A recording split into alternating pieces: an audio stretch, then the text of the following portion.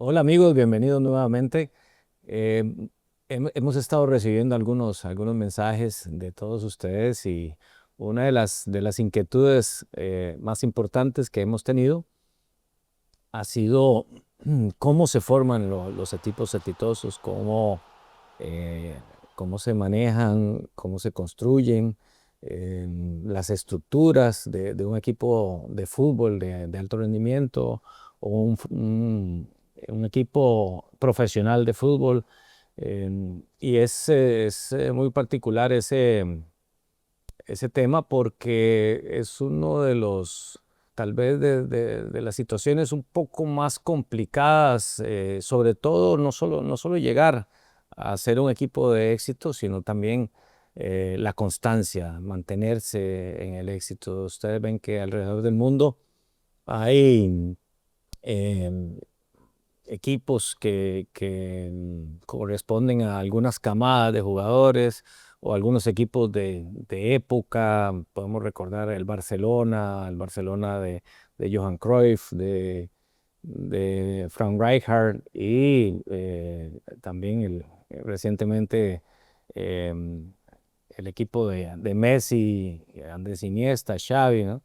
Pero también vemos cómo esos equipos pasan su época dorada y no hay un cambio generacional que mantenga esa competitividad.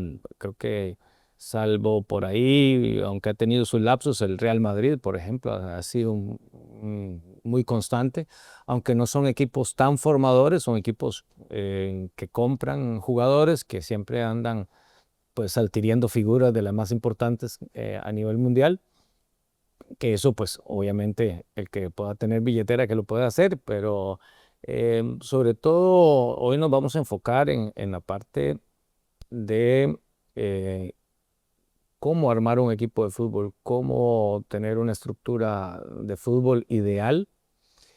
Bueno, son puntos de vista, les voy a expresar la mía, mi metodología o mi manera de ver el fútbol, de construir equipos competitivos. Eh, Hay muchísimas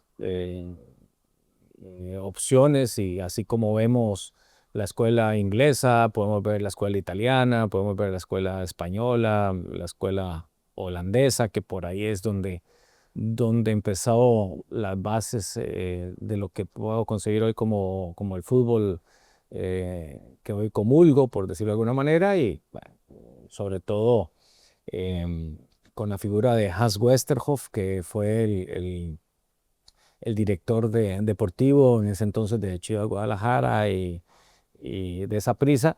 Fue director de selecciones de Holanda, fue director del Ajax, abrió muchísimas sucursales, una de esas en Cape Town, en Sudáfrica.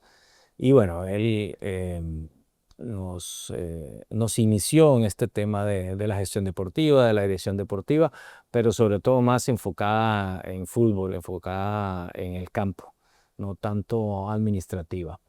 Em, Empezamos con la parte de la filosofía de fútbol, la filosofía de un equipo. No podemos arrancar un proceso, un proyecto sin antes saber eh, cuál es la esencia, cuál es el ADN de ese equipo. Y se comenta muchísimo, todos lo hablan, pero en realidad, ¿qué es la filosofía? ¿Qué es el ADN? Para mi concepto, el ADN de fútbol o de un equipo tiene las bases sentadas eh, en la historia del equipo, el gusto de la afición, qué tipo de fútbol le gusta a la afición históricamente, qué ídolos más representativos a través de la historia tiene, tiene el club. Y sobre todo, como decía, hay diferentes corrientes, ¿no? Hay, por ejemplo, Boca Juniors es un club donde son jugadores que tienen una característica de correr, son aguerridos. River Plate, por el contrario, tal vez son jugadores más exquisitos técnicamente, su fútbol es un poco más vistoso, son más protagonistas con la pelota. Eso no quiere decir, los dos clubes han ganado muchísimo, eso no quiere decir que sean mejores o que no, o otros, o que no puedan lograr los objetivos dependiendo del tipo de fútbol que practican, de su ADN. Lo importante es identificarlo, saber cuál es el ADN del club y a partir de ahí empiezan a trabajarse todas las otras áreas que van directamente conducidas al éxito. Em, por ejemplo, una vez que tenemos claro cuál es la filosofía de fútbol, la filosofía del club, eh, hay decisiones importantes que se deben de tomar con respecto a la filosofía del fútbol. Eh, por ejemplo, el caso de Mourinho en el Real Madrid. ¿Sí? El Real Madrid eh, es la antítesis de lo que pueda pensar Mourinho o su idea de fútbol. Insisto, no es que sean buenos o malos o mejores o peores, pero es muy contrario, ¿no? Mourinho no es un entrenador que sus equipos sean vistosos, que sean protagonistas con la pelota, son equipos que no se sienten mal si no tienen el balón, que se sienten a gusto, con un poco de resiliencia y teniendo, eh, no teniendo ese protagonismo con la pelota, un poco más defensivo. Y ahí es donde creo yo que la mayoría de los equipos en el mundo y en nuestros países con mucho más razón eh, cometen los errores, ¿no? Porque una vez que traen a un entrenador que de repente no corresponde a su filosofía de fútbol, pues va a tener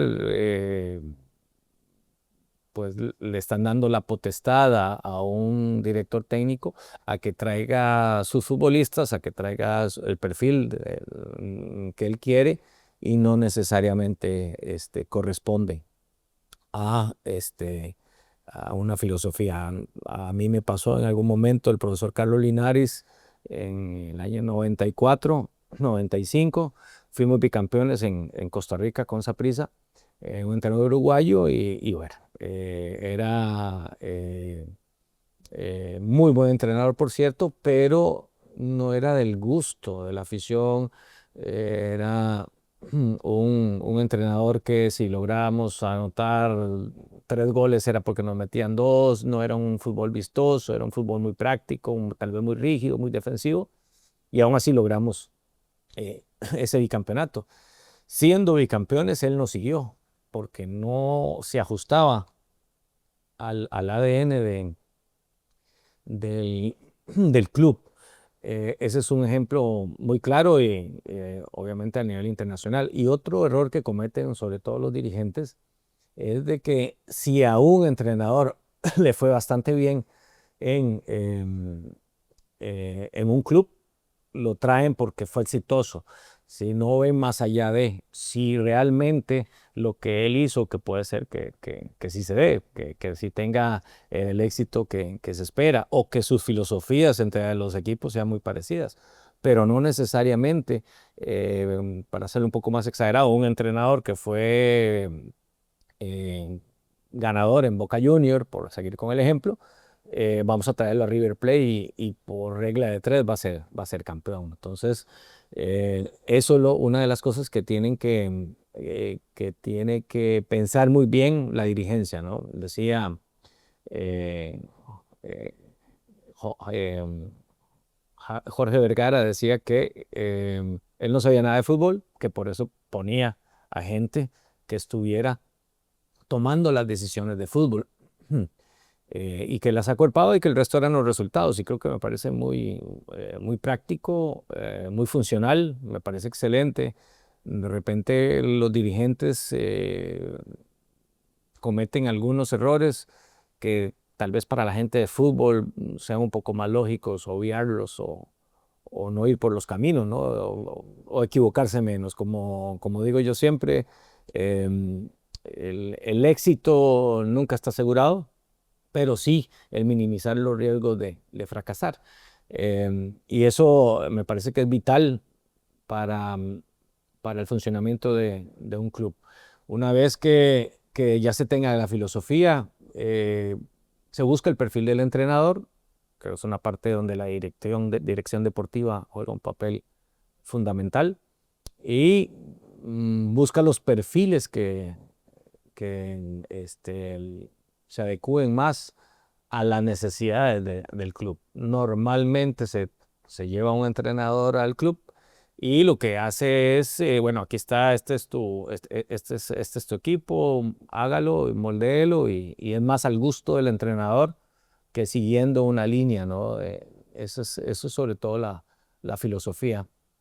Y una vez que se tenga al entrenador, bueno, eh, vamos a poner un ejemplo,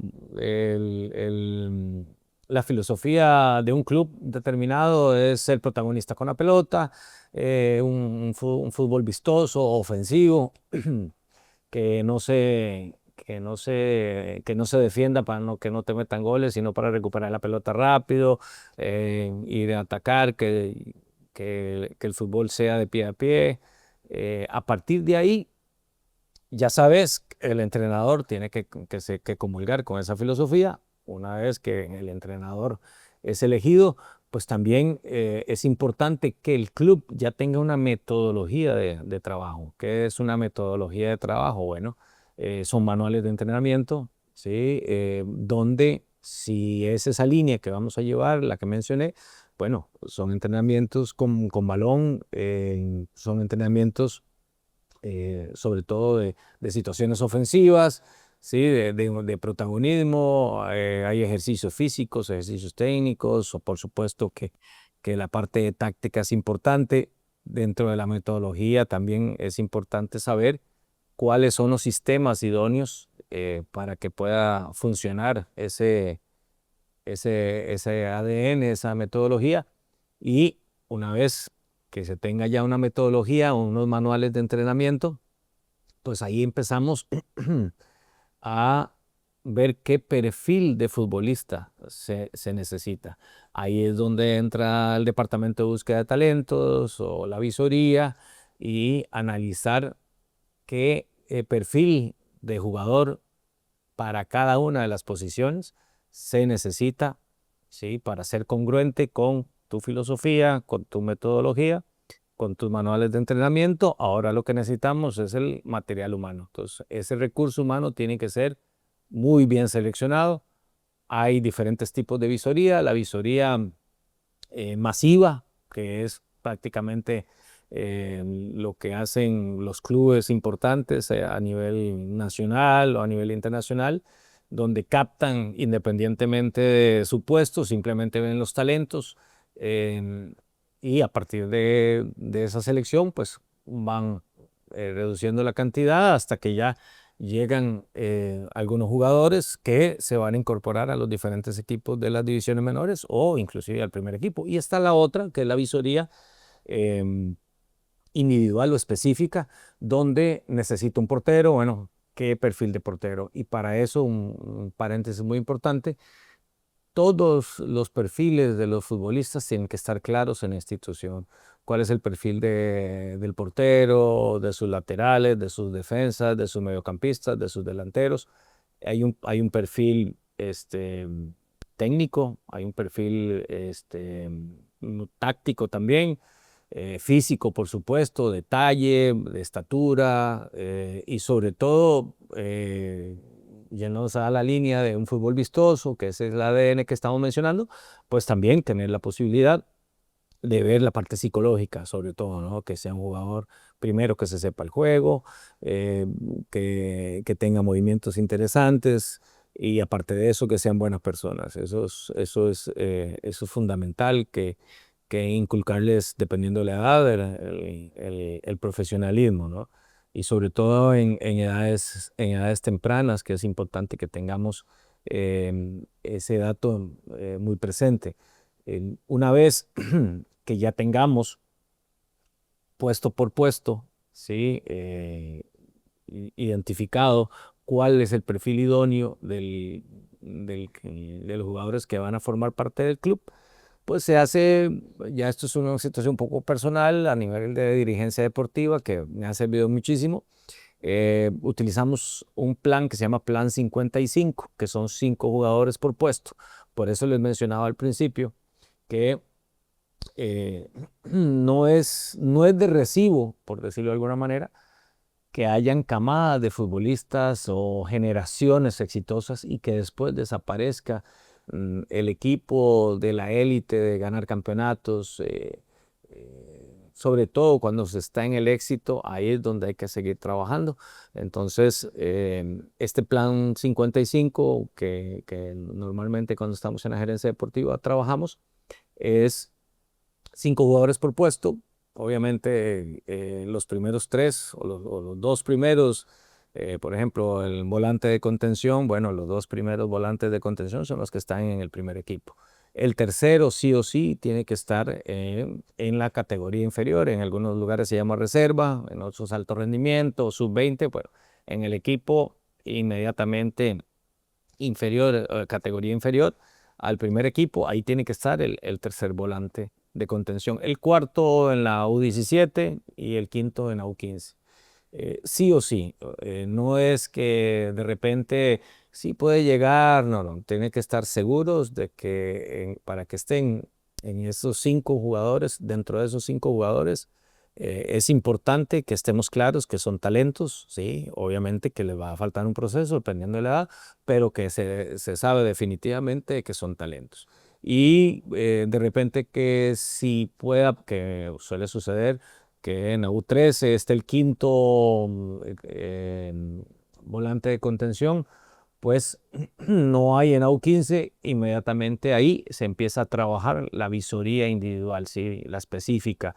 Vamos a buscar un chico de 14 años que corresponda con todos los estándares de calidad individuales que requiere la posición, y a partir de ahí se empieza a trabajar en conjunto con el entrenador de su categoría para incorporar y empezar a trabajar sobre los posibles jugadores que estén en esas 5 posiciones.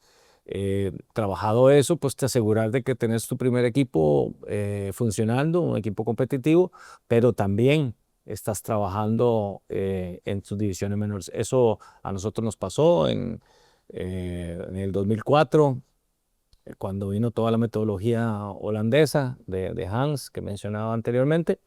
Eh, Estaban jugadores como Álvaro Saborío, Ronald Gómez, Francisco Porras, Víctor Cordero, Ronald González, Alonso Solís, Walter Centeno, Cristian Molaños, estaban en el equipo, en el primer equipo, y ahí pues quedaron campeones 2 veces, fueron al Mundial bueno, ganamos en CONCACAF, fuimos al Mundial de Clubes, logramos el tercer lugar en el Mundial de Clubes, pero paralelamente también se estaba trabajando con chicos, ¿sí? que ya venían en ese plan 55. Entonces, me acuerdo que en algún momento José Francisco Porras era el portero 1, Fausto González era el segundo portero, Keylor Navas era el tercer portero, Esteban Alvarado era el cuarto portero, Daniel Cambronero también. Teníamos esos 5 porteros en ese orden, ¿no? Ya la mayoría de ustedes los conoce y saben de sus carreras, pero nos ocupamos, ¿sí? de que todas las plazas del 1 al 5 estuvieran ocupadas, ¿no? por talentos, ¿sí? Que no cabía ninguna discusión. Y así, puesto por puesto, empezó un cambio generacional en el Saprissa, donde después salió pues, Brian Oviedo, y bueno, salió Kendall Waston, Oscar Duarte, Joel Campbell también, que estaba por ahí, David Guzmán, etcétera. Entonces, la función del director deportivo en ese entonces a mí me tocaba pues estar cerca del entrenador, vigilando el primer equipo, pero también el mediano plazo estar pendiente, ¿no? de que de que estos chicos que venían de 14, 15, 16 años, pues tuvieran un desarrollo y una formación integral, que después vamos a hablar de ese tema en otro programa, que también es interesantísimo de cómo se forman, cómo se deberían de formar los chicos de una manera integral. Pero bueno, ya nosotros nos estábamos ocupando de eso, de la formación de ellos, y prácticamente 2 años, 2006, 2007, 2 años después del Mundial de Clubes, había una renovación de un 70% de los futbolistas que estuvieron fueron bicampeones y estuvieron en el mencionado Mundial de Clubes, y eh, dieron paso a que siguiera el equipo siendo competitivo, ¿no? No perdiéramos ese nivel que llevábamos de alto rendimiento, que no hubiesen baches. Eh, no necesariamente el perder un campeonato te hace más exitoso o no, pero logramos 5 campeonatos consecutivos, volvimos a una final de CONCACAF, que perdimos contra el Pachuca de México, en México, en un global de 3-2, fue muy, muy, muy reñido. Hoy estaríamos pensando de que esa oportunidad pudo haber sido un fracaso, pero bueno, desde el 2008 a la fecha ningún equipo centroamericano, costarricense o de Centroamérica ha podido siquiera llegar a una final, ¿no? Mucho menos ganarla, así que con chicos jóvenes, algunos de ellos no habían participado todavía en el Mundial Sub-20 y participaron en esas fases finales de CONCACAF, eh, lo que da como resultado la consolidación de un proyecto, ¿no? No solo tuvimos éxito con una camada de jugadores, sino que también provocamos que la camada siguiente tuviera éxito. Hoy muchos equipos caen, ¿no? Y es casi que se ha normalizado en todo el mundo esa idea, ¿no? De que tengas 3, 4 torneos buenos y después decaiga, que no aparecen jugadores, que baja un poco el nivel.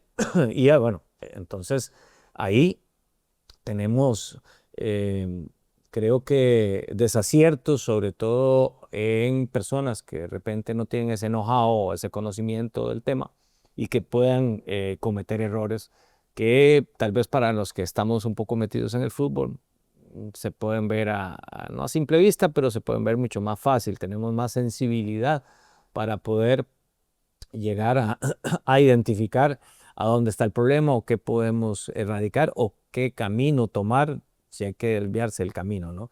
No necesariamente eso es el éxito, tampoco los futbolistas vas a tener, después de un futbolista que sale al extranjero del club, vas a tener otro y lo pones ahí. No es como en el supermercado que agarras un producto y te lo llevas, pero el que está atrás es de la misma calidad.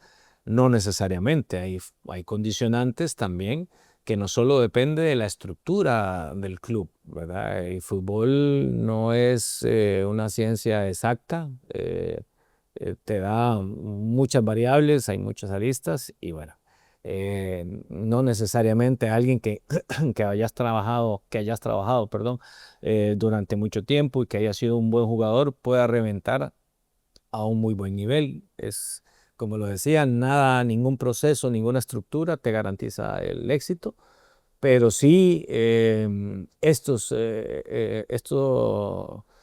que estoy mencionando, sí lo que hace es minimizar los posibles riesgos o los riesgos de un posible fracaso. Em, Creo que no es un tema solo de nuestros países, ¿sí? Sino también, insisto, es un tema mundial.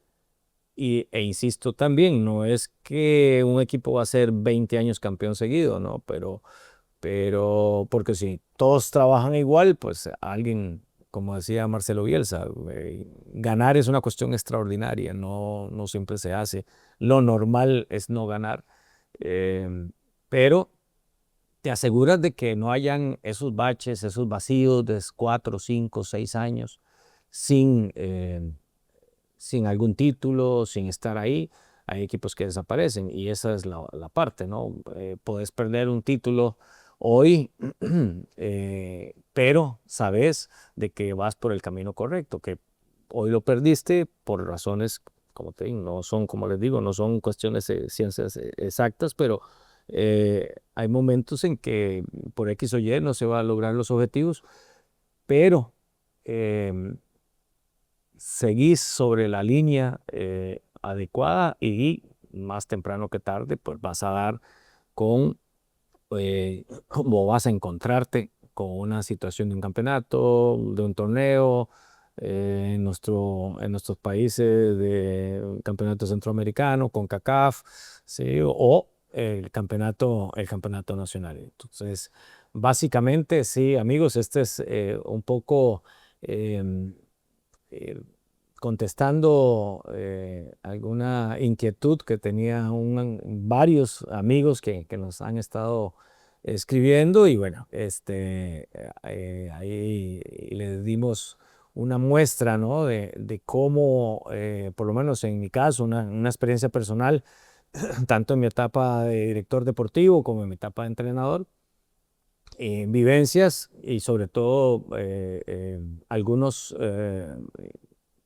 pasos importantes que se deben de manejar en un equipo de alto rendimiento, un equipo de élite, ¿no? Desde su filosofía, de la parte más estrictamente un poco más dogmática, ¿no? Hasta ya la puesta en cancha, ¿no? Entonces, hay varias situaciones que fueron o que han sido importantes a lo largo de lo que a mí me ha tocado en cuanto a la formación de clubes y de equipos de ganadores, como decía un amigo coach.